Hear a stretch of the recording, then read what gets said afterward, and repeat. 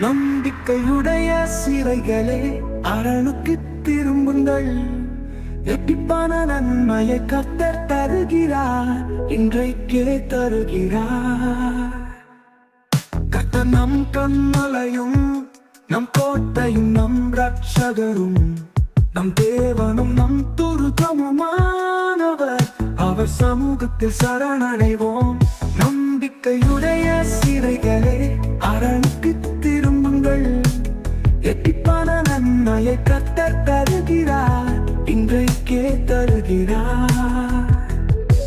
கர்த்தர் நம் அடைக்கலமும் நம் கேடகமும் நம் ராஜாவும் நம் ரட்சண்ய கொம்புமானவர்.